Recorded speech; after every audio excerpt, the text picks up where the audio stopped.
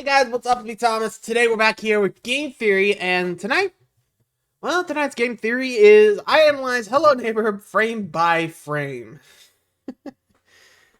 So, this is gonna be an interesting day. So, let's take a look back at this, indie game that kind of fell off the wayside of the second game. Yeah, only 2 games for this one. Well, anyway, let's take a look back at Hello Neighbor. Be sure to subscribe for more. Hope you enjoy. Let's go check it out. For this video, I'm working with a hey, charity Caddy. who are dedicated to finding out if MatPat ever responded to the Hello Neighbor Twitter account. For just £3,000 per month, Really, you Caddy? can help support the Matention Patention Foundation to give Hello Neighbor and every other indie game Twitter account the resources that they need to help get the attention of MatPat. The begging has to stop. Okay, I'm ready. I'm finally ready. I'll analyze Hello Neighbor frame by frame. Good boy. Here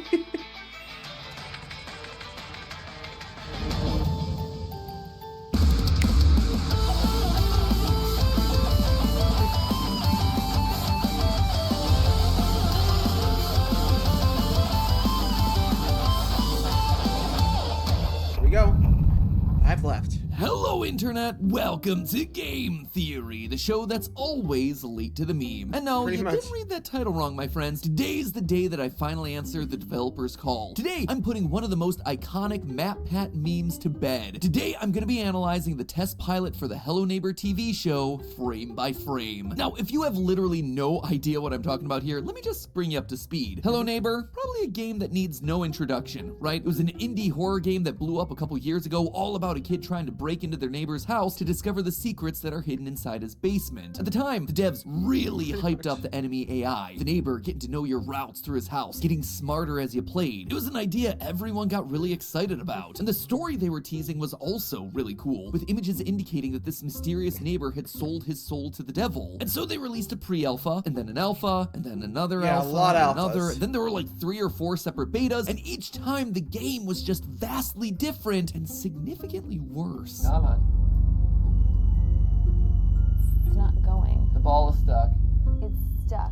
Why does our copy of the game literally not do anything that it should be doing? Until the full game finally released, and it just wasn't good. It was glitchy, the puzzles didn't make sense, and the story was incoherent. It was this really big letdown for me, for a game that honestly Pretty I much. thought had a lot of promise. Now, I'd done a handful of theories on those alpha builds, and those really helped the game blow up in its early days. But after being so disappointed over and over again with the various releases, I just kind of stopped covering the whole thing. Fast forward 2 years, and suddenly there's a new TV pilot for an animated show based on the series, and I'm getting tagged by the Hello Neighbor staff on Twitter to not just watch the thing, but to analyze it frame by frame. And normally that sort of thing be fine, no big deal. I get asked all the time on Twitter to analyze things. But what made this one different is that they did it over and over and over again. Not just once or twice, but 3 times back to back to back, basically saying the same thing over and over again. Damn, They huh? were practically begging me to do a theory on this Please thing. help The us. internet would eventually notice this long string of tweets, they were screen grabbed, and then they became immortalized as a meme. As for me, yeah, I never wound up doing it. I never did watch that TV pilot, nor did I analyze it frame by frame like they were asking me to, until today. That's right, I'm finally going back to analyze this thing frame by frame 4 years later, which, you know, is fitting. I was always late to the meme anyway. But what's our theory looking to do today? What am I trying to prove? The deep lore of Hello Neighbor? Yeah, I suppose there's gonna be a little bit of that in here, but the real question that I want to answer today is whether or not I enjoyed it. Was Tiny Build right? Would I have actually enjoyed analyzing their TV pilot frame by frame? In total, there are 8,748 frames of this thing, so we better get to cracking. Yeah. But before we get all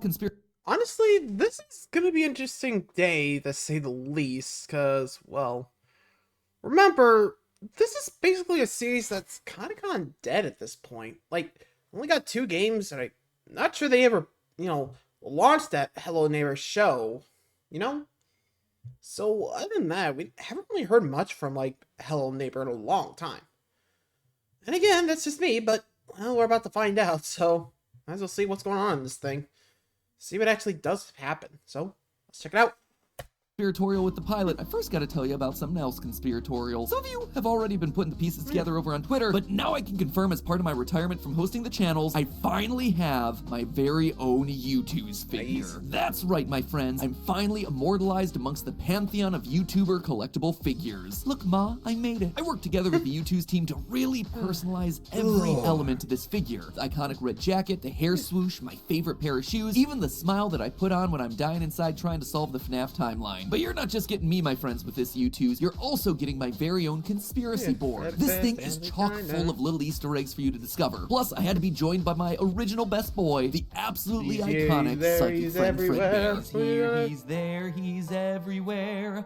Who you gonna call? Psychic friend Fredbear. That's not all. For all you pin collectors out there, there's also these incredible spinning pins. Now you can have me shouting "Lore" to Music Man anytime and anywhere you go. My personal favorite, though, has got to be this one of me becoming a meat pretzel inside of Glamrock Freddy's stomach hatch. Look, it even opens and my closes. God. Must be like some sort of robot kid. Now, if you don't know how YouTube's works, these are all limited edition items. In other words, once they're sold out, they're never coming back. There's a countdown clock and everything, which is why it felt fitting for them to be one of my final merch items. Feels poetic in a way. So grab yourself a little piece of history before they and I are gone forever. They're all available right now at youtooz.com. Hurry down to the description and click the link to get your little map pat while you can. Now then, I'm gonna take my seat right here on the couch, and we're finally gonna take a look at the YouTube pilot episode for a game about the scariest thing of all, stacking boxes. It's the ultimate box stacking. You've got to stack the boxes all the way up there. The final boss isn't a giant neighbor. The box stacking puzzle.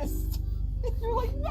The pilot's only 5 minutes long, but it gives us a pretty solid foundation of what the plot of this show would be. It follows a group of kids who are all suspicious of the neighbor, so they decide to investigate his home to see what they can find. Of course, it doesn't quite go according to plan. The neighbor tries to catch him, but using his own house against him, they're able to escape. The kids watch as he puts a body into his trunk and drives off. Curious, the kids follow him and discover that it wasn't a body after all, but rather a doll that he then promptly buries. The neighbor yells at the sky for a bit, realizes that the kids are watching him, and then chases him away. They once again escape, racing home before the neighbor does. They watch him from the window until, of course, the neighbor turns and stares back. Cut to black. It's short, it's sweet, it captures a lot of the feeling of the original game. It's got secret passages, a mysterious but angry neighbor, and of course, a mystery about what the heck is going on with this guy. So if we want to figure that out, we gotta do what the meme suggests and go through it frame by frame. Here we go. Okay, so right here at the start, frame 5.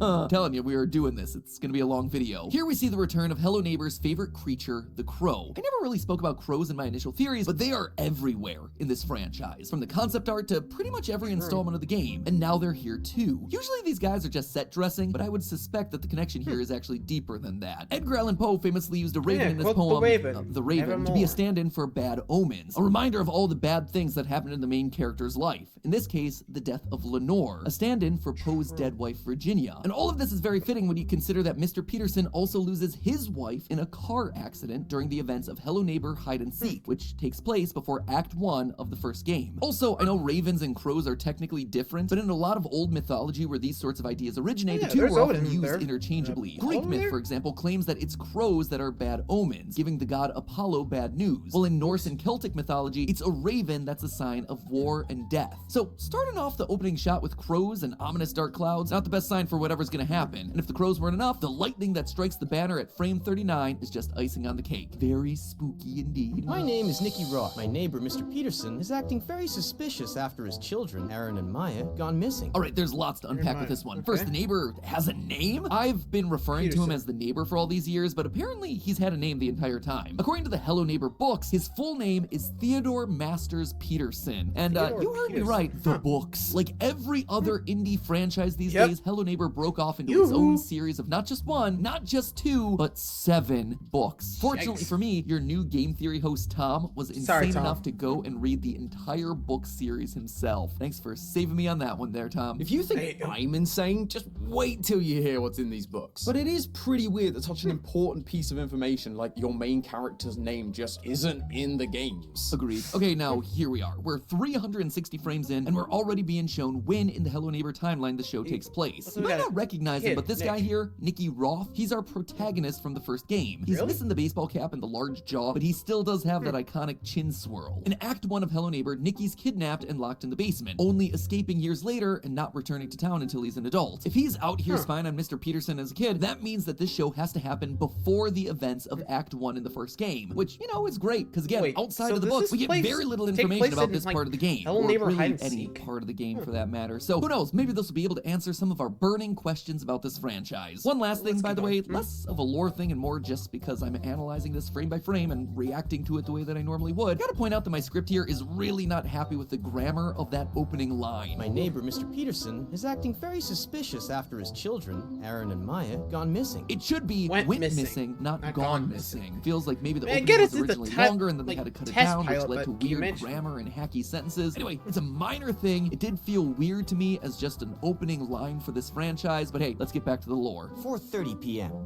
Hall of Records. Interesting, so the series seems to not take place in the same world as the games. The original alphas of Hello Neighbor used Russian for any text assets, and later releases used a made-up language that jumbled up and swapped around letters, but this, it's just in English. That or they just changed their minds. The books are designed to be direct tie-ins to the games, and they do take place in Missouri, with all images inside the books using regular English for all the signs and newspapers. But then Hello Neighbor 2 came out after the books, and yet uses the same mixed-up language as before. Anyway, it is very inconsistent how they use text in this franchise, so just make up your mind, guys. You see, this is why we can't have nice things. 3:47 a.m.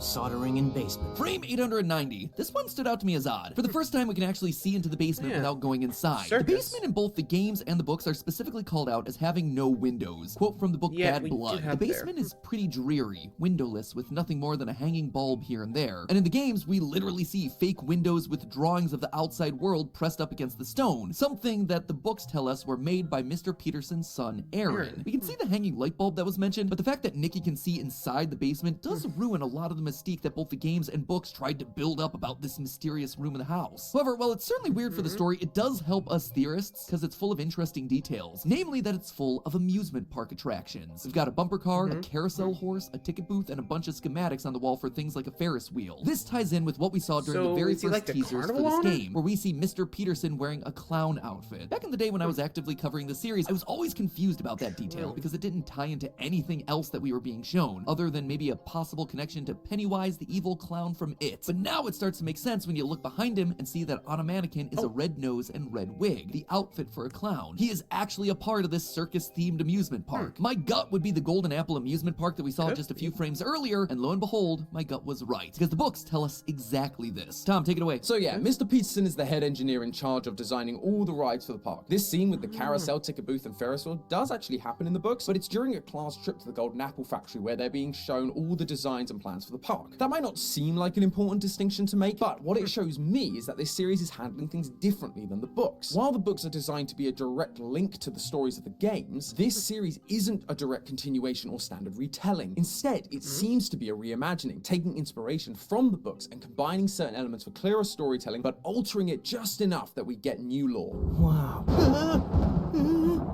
We've skipped ahead a bit, but this is where things get really interesting. As you can see, across the room we see the phrase cursed written all over the walls. Cursed, along with the word omen, are regularly seen throughout the books, graffitied over both the Golden Apple amusement park rides before it opens and on the Petersons' house years later. Typically, these phrases are written by a group called the Forest Protectors, a cult of elite members from the town that dress in bird costumes and perform rituals to bring themselves good luck and the rest of the town bad luck. Yes, this is an established part of the lore, and I'm shocked that you wouldn't have figured that out by playing the games. Anyway, during the events of both Grave Mistakes and Puzzle Master, Mr. Peterson's son Aaron and his daughter Maya start to investigate the Forest Protectors, and so the Forest Protectors begin to sabotage Mr. Peterson's amusement park rides, graffitiing them with these words to try and warn him to stay away. Of course, they don't listen, which leads to one of Mr. Peterson's rides malfunctioning and killing a young girl. This would seem to imply that the Forest Protectors are at play here, but not so sure. Remember, this series seems to be paralleling the books, but it's not one for one. This looks to be Aaron's bedroom. Notice the small baseball cap over on the side. So it feels very strange for the Forest Protectors to be inside of the Peterson household, especially given how protective we know the neighbor is. Heaven?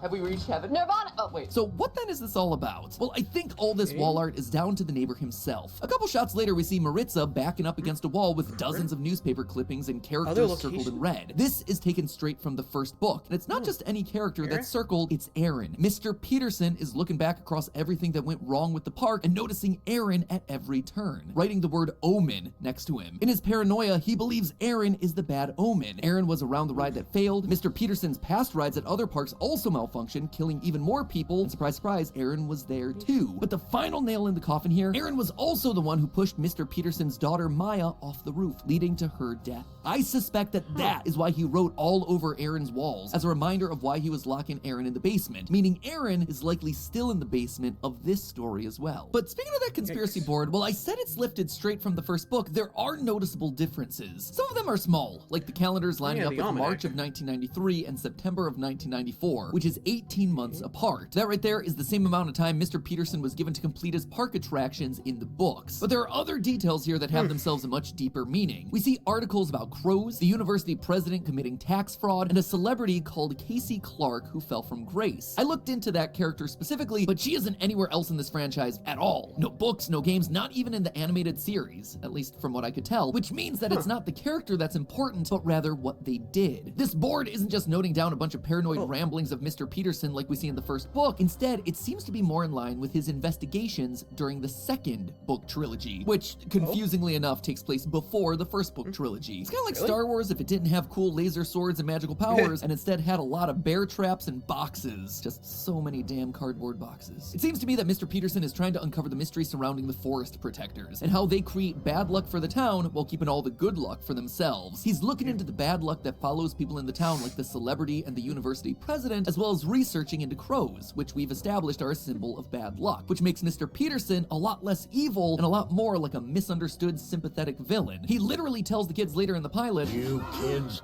you have no idea what you've done." This must be what he's referring to. They're messing with his investigation. I suspect that Mr. Peterson feels like he's been cursed by these forest protectors, and he's trying to expose them. But he's worried that all these detective kids getting in his way, they're gonna not only ruin his life, but also ruin the town as a result. Frame 4703. That walking animation is really something. His body's always turned to the left, and we can't see his legs. Makes it look like they've used a forward walking animation, but just keyframed it sideways. And that's weird because they've shown front-facing versions of him before. So it's not like a Sonic the Hedgehog or Mickey Mouse situation where they always have to face one side or the other because of that iconic shape. Hopefully they were able to iron that out in the full series. Other than that, yeah, nothing really to add. It just made me laugh. These are the little details that you notice when you're asked to do things frame by frame. No, not this time. Not this time.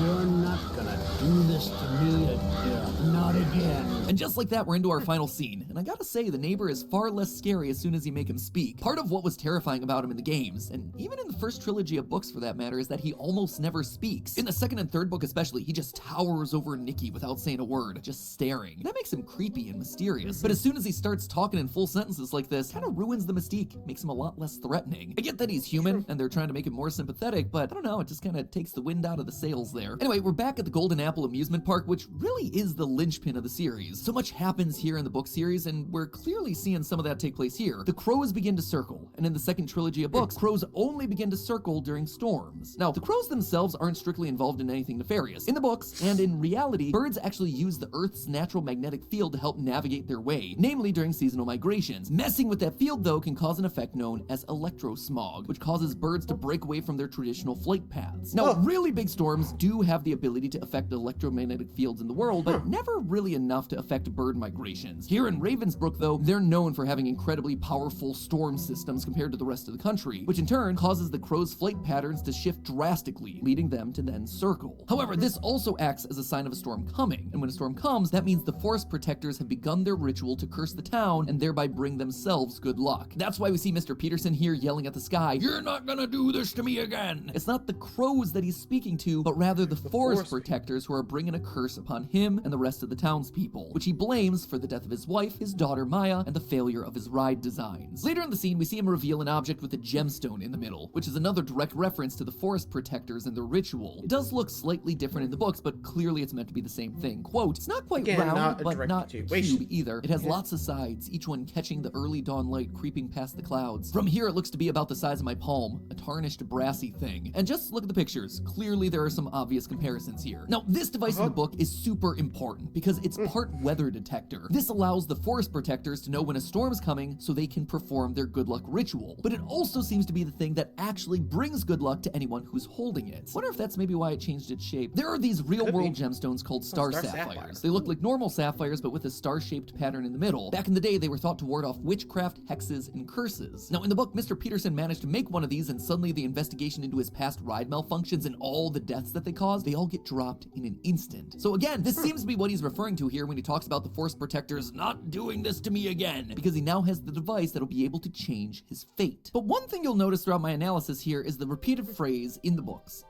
right? All of this stuff is explained in the books. So I just wanted to see if there was anything I could take away from this scene that didn't rely on book knowledge. And the thing that stood out to me was the burying of the doll in the middle of the amusement park. This doll was Maya's doll that we see her carrying around in the game Hide and Seek, which came out in 2018. Now, this doll has shown up in later games of the franchise, like in an underground shrine during the VR game Search and Rescue, but Mr. Peterson's never buried this doll specifically in any of the other games or stories as far as I can tell. So why change him moving on? Well, I would imagine that they're expanding on the Crow lore, which kind of sounds like a joke, but I'm being completely serious here. I mentioned at the start... I mean, considering the forest protectors are, like, you know, symbolized by a crow, or, well, you know, it is called Ravenbrook, so not a crow imagery here, but you get the idea.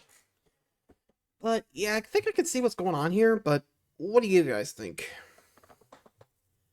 So, I think him burying the doll was, like, him, like, cutting the last ties to, like, his past, so he could solely focus on the investigation that we saw. I mean, at least that's what I think. I never play the Hello Neighbor games, so I don't know what it's like, so... Yeah? Sorry, Mom's calling again. Just move on.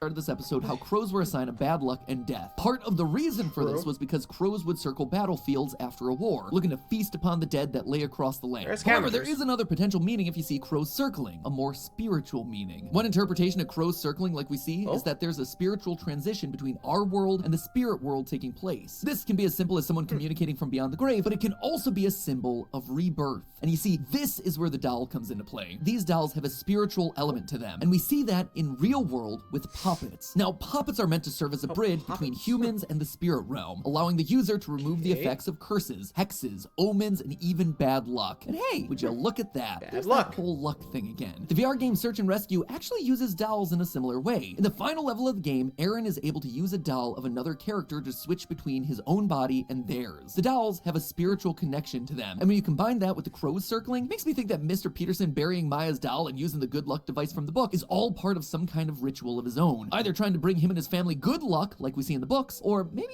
it's something darker than that. Maybe he's trying to reach out to the spirit realm and bring his daughter back to life. We saw in the original alpha that he is more than happy to make a deal with the devil. Who's to say that he wouldn't try something so extreme that stands against both God and nature? And that, my friends, basically brings us to the end of this pilot episode. So it's time for me to finally answer the question that I've been wondering for the last 4 years. Did MatPat truly enjoy analyzing this frame by frame? And I gotta say, yeah, it was okay, but honestly, I would have enjoyed it way more if the lore of the books was actually in the pilot itself. I mean, really think about how this episode's gone. If we go back through this video and remove any and all references to the books and the book lore, even the ones that came out before this pilot, what would I have actually been able to predict? I guess I would have found some cool details about crows, Maya's doll. Maybe I'd been able to figure out some connection to bad luck, maybe? But the idea of a weather detecting good luck device, the entire concept of the forest protectors, yeah, there is no chance. That never appears in any sort of game media. The old days of Hello Neighbor were fun because all the answers were in the actual game itself. Anyone could just pick up the game and understand it. And for those who were truly dedicated fans that wanted to go a level deeper, all the clues were in the game, minus a few small details that might have been left on a Twitter page or some website. But nowadays, all these indie horror franchises, they're basically asking us to do homework, because to understand anything in this pilot, or honestly the recent games, you have to have read the 1,400 pages spread across their 7 books. Now, to be fair, this isn't just Hello Neighbor's problem. We've been seeing it more and more across all sorts of media. FNAF, great yeah, example dude. of that. It used to be that the games were completely solvable just from the games alone. Sure, you might be able to find some extra Yeah. cool information on Scott's website or a cryptic line from a single book, but the game was all you really needed. Hold on, and it I'll then be left done in a you with minute. some dangling threads to theorize about in future games. But by Ruin, still have no idea who Gregory really is, why he's there. Oh, and now there's this random robot down in the basement pretending to be him? If you only play the games, there's no way that you would know that this thing is the Mimic, the big villain Yeah, that's from true. 3 of the books, or that Gregory was Patient 46 and definitely evil. We're also seeing it with franchises like Marvel, who are now so focused on overarching narratives that the individual stories are becoming less contained. And if you do hope to understand everything about the main antagonist, sorry, you gotta binge 8 hours worth of television shows multiple times over. This naturally leads to more frustration and more burnout in the fan base. Now, any theory that gets made stops being a theory and becomes more of a recap of the last few books that nobody bothered to read, which just isn't interesting for me as a theorist, or for people watching these videos. When these tweets initially came out, part of the reason I didn't respond was for exactly this reason. I had my hands full with the FNAF books and didn't have time to catch up on all the extra outside media that was being made for this particular franchise. But look, I don't want this to be a complete downer of an ending, because besides the box stacking and glitchy gameplay, I think this franchise is fun. It's goofy, it's dumb, but it's fun. The story in the books is actually a good story. We just need it within the actual games and show, because there's a lot of potential for the future of this franchise in the theorizing department. From what I can tell, there are more Hello Neighbor games on the horizon. I mean, Hello Neighbor Diaries literally released a couple months ago in December. Tom told me that the 7th book ends on this massive cliffhanger and seems to be part of a trilogy that never finished, and I know that there's the whole of season 1, as well as potentially season 2 and 3 coming for this show that we analyzed the pilot for today. There just needs to be a bit more of a balance here. Give your games and your shows a little more lore, mix in a couple more clues, and make your books a little less important in that equation. Because at the end of the day, those mysteries are the things that keep us theorists coming back for more, and those are the things that allow us to hook into a story and care about the characters, as opposed to walking away from a 5-minute pilot going, what did I just watch? And if you can manage to find that balance, who knows, maybe the rest of the industry will take notice, and you'll manage to get Tom and Lee coming back to make their own theories about your franchise. But as for me and this pilot, as I ride off into the sunset, I think we can finally call this meme officially dead and buried. But hey, that's just a theory. A game theory. Thanks for watching.